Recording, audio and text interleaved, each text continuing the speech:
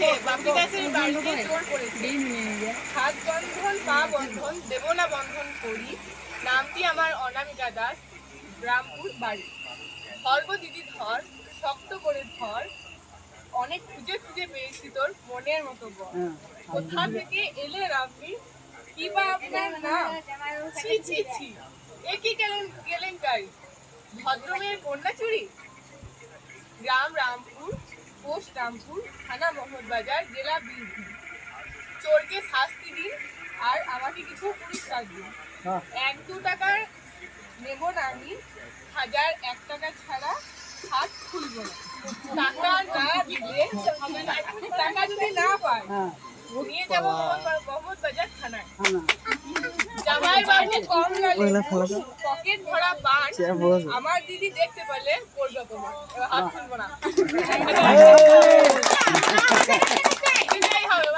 এবার তোমরা যা করবা করো, আমাকে হাত খুলতে হবে।